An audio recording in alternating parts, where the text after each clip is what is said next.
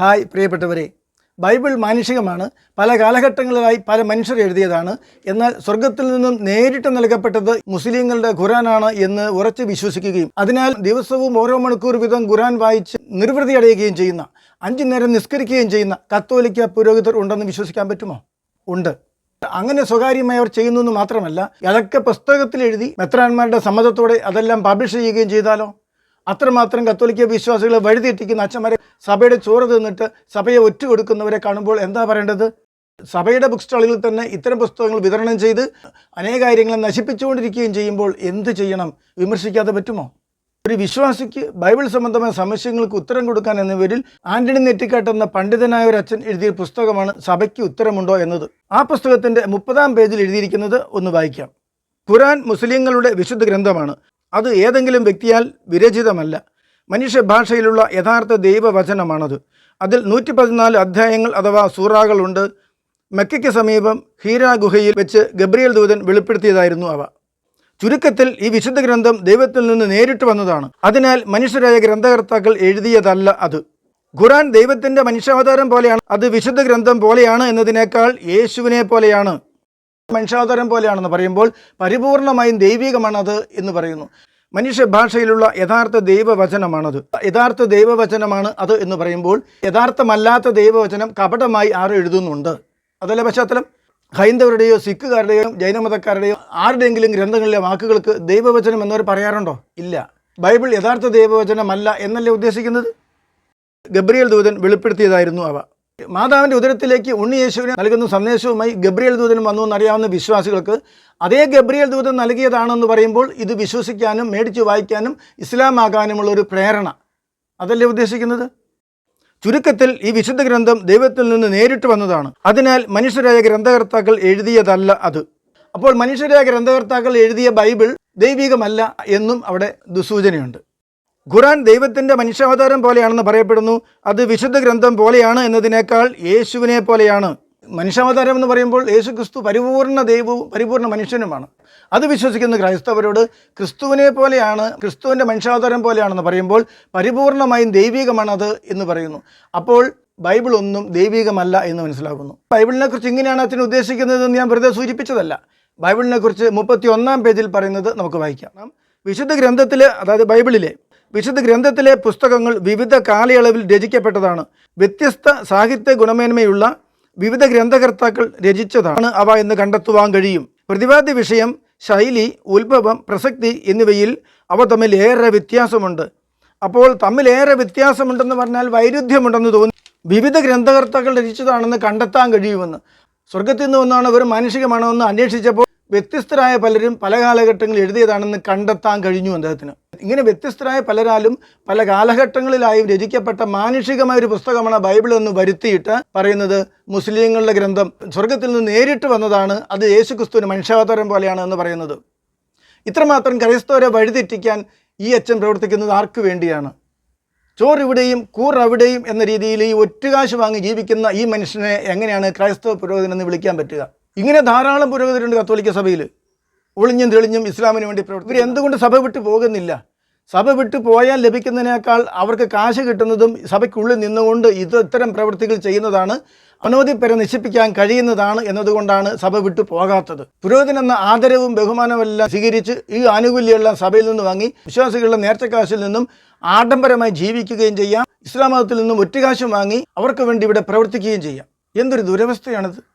നമുക്ക് പുരോഹിതരെ മെത്രാന്മാരെ ഒത്തിരി ബഹുമാനിക്കുന്നതാണ്. ഞാൻ പലപ്പോഴും പലരെ വിമർശിക്കുന്നു എന്നവരിൽ എന്നെ പലരും കുറ്റപ്പെടുത്താറുണ്ട്. വ്യക്തിപരമായി പറഞ്ഞ് മനസ്സിലാക്കുകയും ചെയ്തിട്ടും വർഷങ്ങൾ കഴിഞ്ഞിട്ടും അവരിത് ആവർത്തിച്ചുകൊണ്ടിരിക്കുമ്പോൾ ഇത്തരം തോന്നിയാസങ്ങൾ കാണുമ്പോൾ വിമർശിക്കാതെ എന്ത് ചെയ്യും? പുസ്തകം മാത്രമല്ല, സീറോ മലബാർ സഭ കുട്ടികളെ ആധികാരികമായി പഠിപ്പിക്കുന്ന കാറ്റഗിസം പുസ്തകത്തിൽ തന്നെ എഴുതിയിരിക്കുന്നത് ഖുറാൻ ദൈവത്തിൽ നിന്നും നേരിട്ട് നൽകപ്പെട്ടതാണെന്നും അതിനാൽ അത് പൂർണ്ണമായും അക്ഷരം പ്രതിയും അനുഷ്ഠിക്കാൻ നാം എല്ലാം കടപ്പെട്ടിരിക്കുന്നുവെന്നാണ് ഈ കാറ്റഗിസം പാഠപുസ്തകത്തിൽ എഴുതിയിരിക്കുന്നത്. ആ വിഷയത്തെക്കുറിച്ച് വിശദമായി ഞാൻ മറ്റൊരു വീഡിയോ ചെയ്തിട്ടുണ്ട്. അതിൻ്റെ ലിങ്ക് ഡിസ്ക്രിപ്ഷൻ ബോക്സിലുണ്ട്, കാണണം.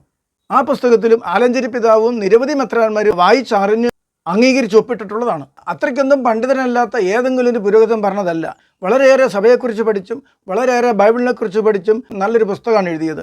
അങ്ങനെ സഭയിൽ എല്ലാവർക്കും സ്വീകാര്യമായ പുസ്തകം എഴുതുന്ന വ്യക്തി അതിൻ്റെ ആരംഭത്തിൽ തന്നെ ഇങ്ങനെ പറഞ്ഞു വിടുമ്പോൾ അതിന് അർത്ഥം എന്താണ്? ഈ പുസ്തകം എഴുതി പൂർത്തീകരിച്ച ശേഷമാണ് അദ്ദേഹത്തെ ആരോ ഖുർആൻ പഠിപ്പിച്ച് ഇസ്ലാമാക്കിയത്. അതിനാൽ ബൈബിൾ സംബന്ധമായ ക്രിസ്തീയ ഗ്രന്ഥം പബ്ലിഷ് ചെയ്യേണ്ട എന്ന് തീരുമാനിച്ചു. എന്നാൽ ദീർഘനാൾ കഷ്ടപ്പെട്ട് എഴുതിയ പുസ്തകം പബ്ലിഷ് ചെയ്താൽ കാശുണ്ടാക്കാമെന്നും അതിൽ തന്നെ ഇസ്ലാമിൻ്റെ ഖുർആനാണ് ദൈവികമെന്ന് എഴുതി ചേർത്താൽ അനേകം ക്രിസ്ത്യാനികളെ ഇസ്ലാമാക്കാൻ കഴിയും എന്ന കൂർമ്മ ബുദ്ധിയോടെ പുസ്തകം പ്രസിദ്ധീകരിക്കുകയാണ് ഉണ്ടായത്.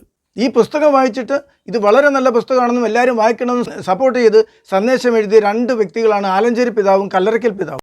സന്ദേശം എഴുതിയത് എന്താണെന്ന് നമുക്കൊന്ന് വായിച്ചു നോക്കാം. ബൈബിളിൻ്റെ സന്ദേശം അറിയുന്നതിനും അനുഭവവേദ്യമാകുന്നതിനും ഫാദർ ആൻ്റണിയുടെ പുസ്തകം അനേകർക്ക് ഏറെ സഹായമാകട്ടെ എന്ന് ഞാൻ ആശംസിക്കുന്നു. ബൈബിളിനെക്കുറിച്ചുള്ള സംശയങ്ങൾ തീർക്കലാണ് പുസ്തകത്തിലെങ്കിലും ആദ്യം തന്നെ ഖുർആനാണ് ദൈവികം, മറ്റത് മാനുഷികമാണ് എന്ന് പറഞ്ഞെങ്കിൽ ആരെങ്കിലും ബൈബിൾ സംശയം തീർക്കാൻ പോകുമോ? ആ ബൈബിൾ എടുത്ത് മാറ്റിവെച്ച് ഈ പുസ്തകം എടുത്ത് മാറ്റിവെച്ചിട്ട് ഖുർആൻ അന്വേഷിച്ച് പോകുകയല്ലേ ചെയ്യുക? ആ യാഥാർത്ഥ്യം അറിയാതല്ലേ ആലഞ്ചേരി പിതാവ് എഴുതിയിരിക്കുന്നത്? അറിയാതെയല്ല, അറിഞ്ഞുകൊണ്ട് തന്നെയാണ് കാറ്റഗിസം പുസ്തകത്തിലും ഈ പുസ്തകത്തിലുമൊക്കെ അറിഞ്ഞുകൊണ്ട് അതിനെ കാശും പറ്റി ചെയ്യുന്നതാണെന്ന് നമുക്ക് സംശയിക്കാതെ പറ്റില്ല. കല്ലറയ്ക്കൽ പിതാവ് വളരെ പണ്ഡിതോചിതമായ ഒരു സന്ദേശമാണ് കൊടുത്തിട്ടുള്ളത്. അതിൻ്റെ ഒടുവിൽ അദ്ദേഹം എഴുതുന്നത് നമുക്കൊന്ന് വായിക്കാം. വിശ്വാസവും പാരമ്പര്യവും കാത്തു സൂക്ഷിക്കാനും അത് വരും തലമുറയ്ക്ക് കൈമാറുവാനുമുള്ള വലിയ ഉത്തരവാദിത്വം ഓരോ വിശ്വാസിക്കുമുണ്ട്. ആ നിലയ്ക്ക് നമ്മുടെ ജനത്തിൻ്റെ വിശ്വാസത്തെ ശക്തിപ്പെടുത്തണം.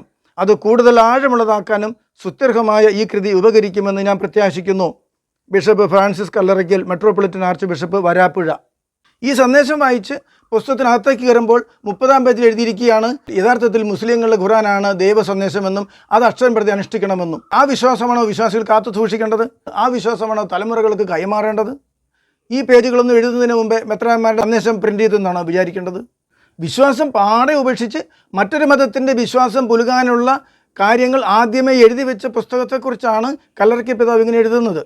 CM എന്ന സന്യാസ സമൂഹത്തിൻ്റെ സുപ്പീരിയർ ഫാദർ C. വിൽസൺ എഴുതിയ അവതാരിക നമുക്കൊന്ന് വായിക്കാം. നിങ്ങൾ കൂടെ എടുത്തു നോക്കുകയോ പ്രയോജനപ്പെടുത്തുകയോ ചെയ്യുന്ന ഗ്രന്ഥങ്ങൾക്കൊപ്പം സഭയ്ക്ക് ഉത്തരമുണ്ടോ എന്ന കൃതിയും നിങ്ങളുടെ പുസ്തകശേഖരത്തിൽ ഇടം കണ്ടെത്തും എന്ന് എനിക്ക് ഉറപ്പുണ്ട്.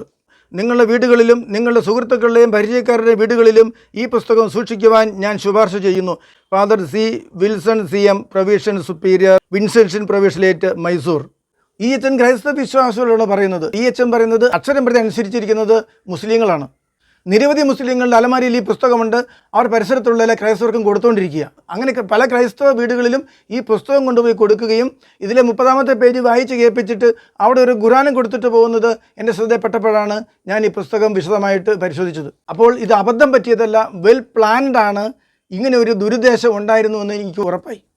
കഴിഞ്ഞ 12 കൊല്ലമായി മുസ്ലിങ്ങൾ ഇത് പല വീട്ടിലും കൊടുത്തുകൊണ്ടിരിക്കുകയാണ്, ഒപ്പം ഖുർആനും പ്രചരിപ്പിച്ചുകൊണ്ടിരിക്കുകയാണ്.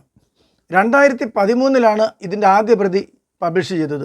സെൻറ്റ് പോൾസിലും ഉൾപ്പെടെയുള്ള കത്തോലിക്ക സഭയുടെ പ്രമുഖ ബുക്ക് സ്റ്റാളിൽ അച്ഛന്മാർ ഇതിനെ വിറ്റുകൊണ്ടിരിക്കുകയാണ്. ഇത് പബ്ലിഷ് ചെയ്തിരിക്കുന്നതും കാർമൽ പബ്ലിഷേഴ്സ്, വത്തിക്കാൻ്റെ പ്രത്യേക അംഗീകാരമുള്ള ഒരു പ്രസിദ്ധീകരണശാലയാണ്. മാർപ്പാപ്പമാരുടെ ചാക്രിക ലേഖനം തർജ്ജമ ചെയ്ത് പബ്ലിഷ് ചെയ്യാൻ അംഗീകാരമുള്ളതും വത്തിക്കാൻ പ്രസിദ്ധീകരണമായ ഒബ്സർവാത്തോറോ റോമാനയുടെ മലയാളം പതിപ്പ് ട്രാൻസ്ലേറ്റ് ചെയ്ത് പബ്ലിഷ് ചെയ്യാനുമൊക്കെ അനുവാദമുള്ള കാർമൽ പബ്ലിക്കേഷൻസ് കത്തോലിക്ക സഭയിലെ പ്രമുഖ ബുക്ക് സ്റ്റാളാണ്. പണ്ഡിതരായ അച്ഛന്മാരുടെ നേതൃത്വത്തിലുള്ള സമിതിയാണ്. ആ കാർമലാണ് ഇത് പബ്ലിഷ് ചെയ്തത്. ഞാനിത് വായിച്ച ഉടനെ സങ്കടത്തോടു കൂടി കാർമലിലെ അച്ഛന്മാരെ വിളിച്ചു. ബുക്സ് ഒക്കെ തീരാറായി, അടുത്ത റീപ്രിൻ്റ് വരുമ്പോൾ അത് എഡിറ്റ് ചെയ്ത് മാറ്റിക്കൊള്ളാമെന്ന് പറയുകയും ചെയ്തു. എന്നാൽ അവരത് ചെയ്തില്ല. ഇത്രയ്ക്ക് ഗൗരവമുള്ളൊരു വിഷയം ശ്രദ്ധപ്പെടുത്തിയിട്ടും ഒരു തിരുത്തലും വരുത്താതെ ഇത് തന്നെ വീണ്ടും 2017 പുറത്തിറക്കിയെങ്കിൽ വ്യക്തമായി മറ്റൊരു മതക്കാരുടെ കാശ് വാങ്ങി അവർക്ക് വേണ്ടി ചാരപ്രവർത്തനം ചെയ്യുന്ന ഒരു അജണ്ടയുടെ ഭാഗമാണെന്ന് തന്നെയല്ലേ വിചാരിക്കേണ്ടത്? ഒരിക്കലും അബദ്ധമായി കാണാൻ പറ്റില്ല. ഇത് കഴിഞ്ഞ 12 കൊല്ലമായി ഇത് ഇഷ്ടം പോലെ വിറ്റഴിഞ്ഞുകൊണ്ടിരിക്കുകയാണ്. ഒരു വിശ്വാസി എന്ന നിലയിൽ എനിക്ക് മറ്റെന്താ ചെയ്യാനുള്ളത്? ഞാൻ നിരവധി മെത്രാന്മാർക്ക് പരാതി കൊടുത്തു. എത്രയോ സങ്കടകരമാണ് ഈ യാഥാർത്ഥ്യം. ചോറ് ഇവിടെയും കൂർ അവിടെയും എന്ന രീതിയിൽ കത്തോലിക്ക സഭയുടെ നേരത്തെ കാശ് കൊണ്ട് ജീവിക്കുന്ന, സഭയുടെ ചെലവിൽ ജീവിക്കുന്ന മെത്രാന്മാരും പുരോഹിതരുമാണ് ഇതുപോലെ ചെയ്യുന്നതെന്ന് വിചാരിക്കണം. ഇത് നിഗൂഢ അജണ്ട വെച്ച് ബോധപൂർവം ചെയ്യുന്നതാണ് എന്ന് എനിക്ക് ഉറപ്പ് വരാൻ മറ്റൊരു കാരണവുമുണ്ട്. ഞാൻ ഇത് എഴുതിയ നെറ്റിക്കട്ടത്തിനെ ഫോണിൽ വിളിച്ചു. അച്ഛനോട് ചോദിച്ചപ്പോൾ അങ്ങനെ ഒരു പരാമർശമില്ലല്ലോ, ബൈബിൾ വ്യാഖ്യാനമാണ് പുസ്തകം, ഖുർആനെക്കുറിച്ചൊന്നും പഠിപ്പിക്കുന്നില്ലല്ലോ എന്നാണ് പറയുന്നത്.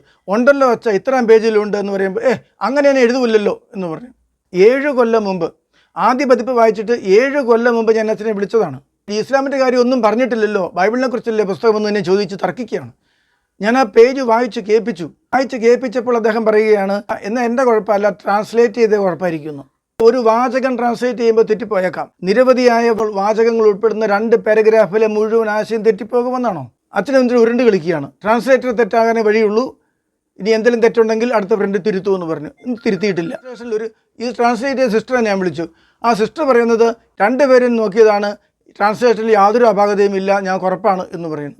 അപ്പോൾ ഞാൻ ചോദിച്ചു, സഭയുടെ ചെലവ് ജീവിക്കുന്ന ഒരു കന്യാസ്ത്രീ ആയിരിക്കുക നിങ്ങൾക്ക് എങ്ങനെ ബൈബിളിന് വിരുദ്ധമായി ഇങ്ങനെ ഒരു മുസ്ലിം ഗ്രന്ഥമാണ് ഏറ്റവും ശ്രേഷ്ഠമെന്ന് എഴുതാൻ കഴിഞ്ഞു? അങ്ങനെ എഴുതിയിട്ടില്ലല്ലോ എന്ന്. ഞങ്ങളുടെ ബോധ്യം അങ്ങനെയാണ്, അങ്ങനെ എഴുതിയെന്നാണോ പറഞ്ഞത്? അല്ല, അങ്ങനെ എഴുതിയിട്ടില്ല എന്ന് പറയുന്നു. അവിടെയും ഞാൻ ഈ പേജ് അടക്കം വായിച്ചു കേൾപ്പിച്ചിട്ടും അങ്ങനെയുണ്ടോ എൻ്റെ കയ്യിൽ ഇപ്പോൾ പ്രിൻ്റ് ഇല്ല, നോക്കട്ടെ എന്നൊക്കെ പറഞ്ഞ് ഉരുളുക. ഇത്ര വിശദമായി 2 പാരഗ്രാഫ് എഴുതിയിട്ട് വായിച്ചു കേൾപ്പിച്ചപ്പോൾ കിടന്ന് ഉരുളുക. അപ്പോൾ ഇതൊക്കെ നിഗൂഢ അജണ്ട വെച്ചാണ് ചെയ്യുന്നത്. നമ്മൾ മെത്രാന്മാരെയും പുരോഹിതരെയും സിസ്റ്റേഴ്സിനെയൊക്കെ ഒത്തിരി ബഹുമാനിക്കുന്നു. എന്നാൽ ഇങ്ങനെയുള്ള വിഷവിത്തുകളെ എങ്ങനെ നമുക്ക് ബഹുമാനിക്കാൻ പറ്റും? എന്ത് ചെയ്യാൻ പറ്റും? ഇങ്ങനെ ധാരാളം പേർ നുഴഞ്ഞു കയറിയിട്ടുണ്ട്, സഭയ്ക്കുള്ളിൽ പ്രധാന സ്ഥാനത്ത് നുഴഞ്ഞു കയറിയിട്ടുണ്ട് എന്ന് യാഥാർത്ഥ്യം മനസ്സിലാക്കേണ്ടതുണ്ട്.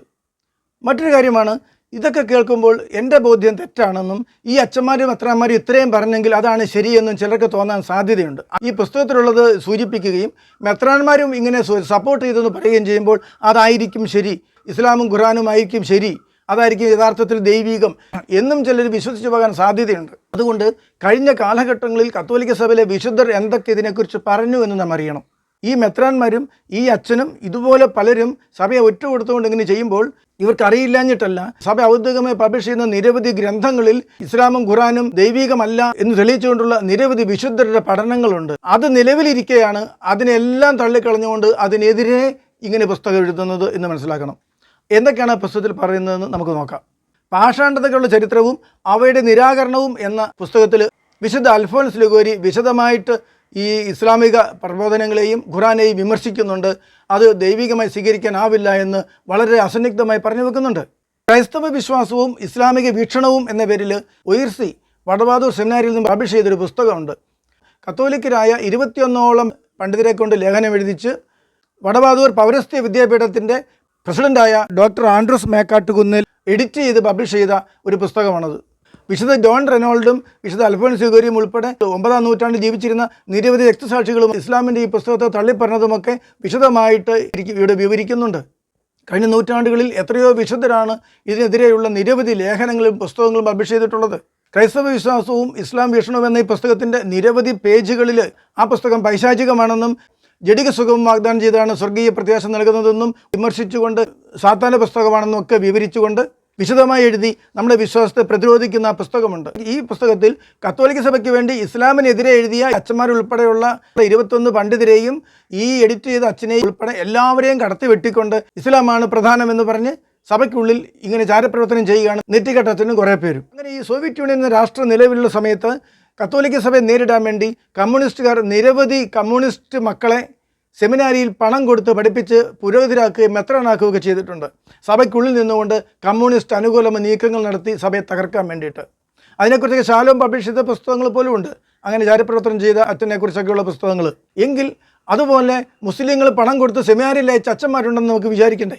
നിലവിലുള്ള അച്ഛന്മാരെ പോലും വിലക്കെടുത്തുകൊണ്ട് അവർക്ക് വേണ്ടി ചാരപ്രവർത്തനം ചെയ്യിപ്പിക്കുന്നു എന്ന് വിശ്വസിക്കേണ്ട അവസ്ഥയല്ലേ? ഇതൊരു ഇല്യൂഷനല്ല, ഇതൊരു സാങ്കല്പിക കഥയല്ല, യാഥാർത്ഥ്യമാണെന്ന് ഇത്രയും ഭാഗം ഞാൻ വിശദീകരിച്ചതിലൂടെ നിങ്ങൾക്ക് കാണുന്നില്ലേ? അപ്പോൾ എന്ത് ചെയ്യണം? വളണ്ടറി സർവീസായി ബൈബിളിനെ പ്രതിയും സഭയെ പ്രതിയും തീക്ഷ്ണതയുള്ളവർ സംഘടിച്ച് ഓരോ കത്തോലിക്ക ബുക്ക് സ്റ്റാളിലും കയറി ചെന്ന് ഇത്തരം പുസ്തകങ്ങളൊക്കെ കളക്ട് ചെയ്യിപ്പിച്ച് കത്തിച്ച് കളയാൻ, ഇത്തരം പ്രബോധകരുടെ പ്രബോധനങ്ങളെ ചെറുത്ത് തോൽപ്പിക്കാനുള്ള സംഘടിത നീക്കമുണ്ടാകണം. ഞാൻ ആദ്യ ഭാഗത്ത് സൂചിപ്പിച്ച കാറ്റക്കിസം പുസ്തകത്തിൽ ഖുറാൻ ദൈവത്തിൽ നിന്നും നേരിട്ട് നൽകപ്പെട്ടതാണെന്നും അതിനാൽ അത് പൂർണ്ണമായും അക്ഷരം പ്രതിയും അനുഷ്ഠിക്കാൻ നാം എല്ലാം കടപ്പെട്ടിരിക്കുന്നുവെന്ന മെത്രാന്മാരൊക്കെ അറിഞ്ഞ് ഇസ്ലാമിന് വേണ്ടി പഠിപ്പിക്കുന്നത്. കാര്യങ്ങളുടെ തെളിവ് സഹിതം ഞാനൊരു വീഡിയോ ചെയ്തിട്ടുണ്ട്. അതിൻ്റെ ലിങ്ക് ഡിസ്ക്രിപ്ഷൻ ബോക്സിലുണ്ട്, കാണണം. നിങ്ങളുടെ അഭിപ്രായങ്ങൾ കമൻറ്റ് ചെയ്യണം. ഈ വീഡിയോ നിങ്ങൾക്ക് ഇഷ്ടപ്പെട്ടെങ്കിൽ ഷെയർ ചെയ്യണം, ലൈക്ക് ചെയ്യണം. തുടർന്നുള്ള വീഡിയോകൾ കാണാൻ സബ്സ്ക്രൈബ് ചെയ്യണം. ഓക്കെ, അടുത്തൊരു വീഡിയോയുമായി വീണ്ടും കാണാം.